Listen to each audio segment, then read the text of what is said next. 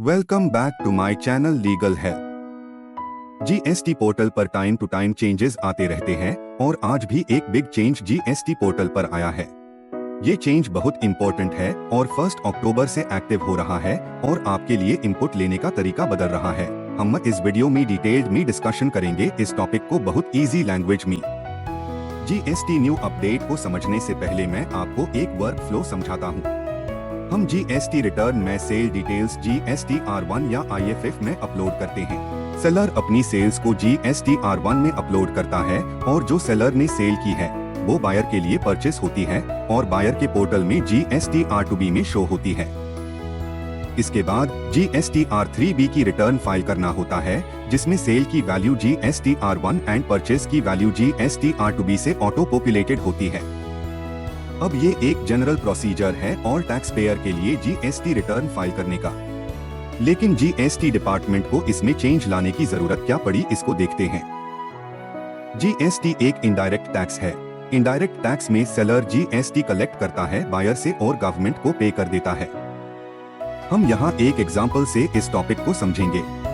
Example में हमने total sale की 60,000 की और उस पर 10,800 की जीएसटी कलेक्ट की।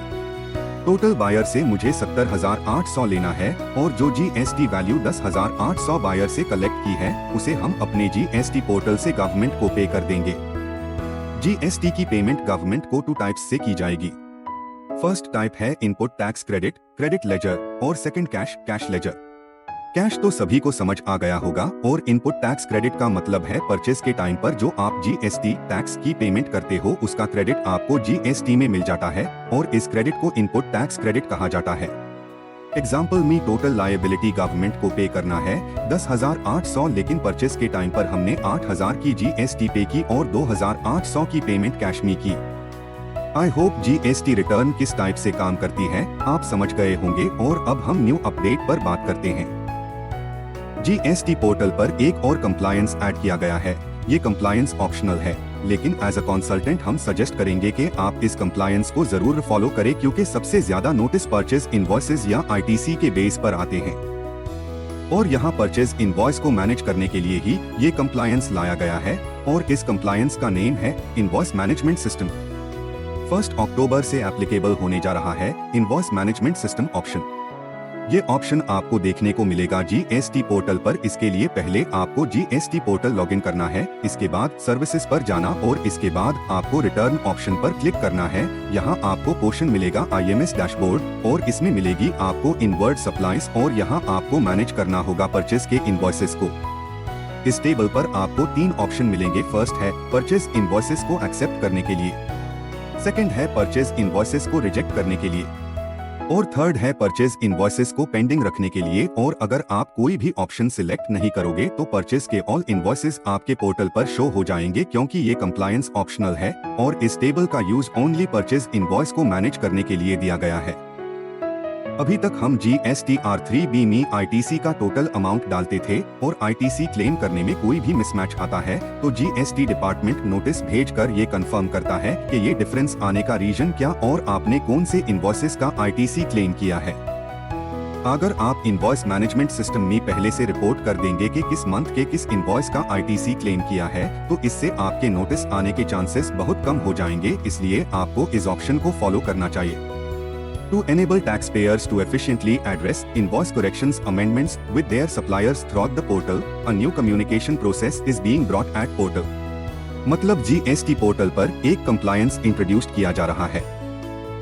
This will also facilitate taxpayer in matching of their records, invoices with issued by their suppliers for availing the correct input tax credit (ITC). यहाँ आपको करेक्ट आईटीसी क्लेम करने के लिए इनवॉइसेस को मैच करना होगा।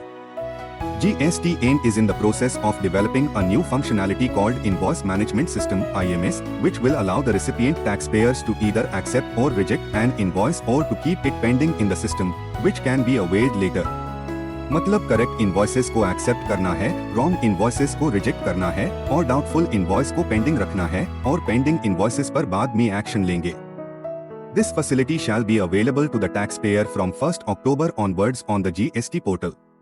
1 अक्टूबर से ये टेबल अवेलेबल हो जाएगी। The said functionality would be a major enhancement in the ITC ecosystem of GST. मतलब ITC reconciliation के लिए इस compliance को लाया गया है।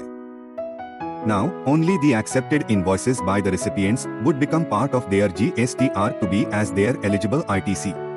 Means जो भी invoice IMS में accept किए जाएंगे, वही invoices GSTR to be में show होंगे. Therefore, IMS will provide the taxpayers an opportunity to review the genuineness and authenticity of the received invoices. Once the suppliers save any invoice in GSTR 1 IFF, GSTR 1 the same invoice would be reflected in the IMS dashboard of the recipient. A sample screenshot of the same is provided below. इस format में ये IMS की table show होगी GST portal पर।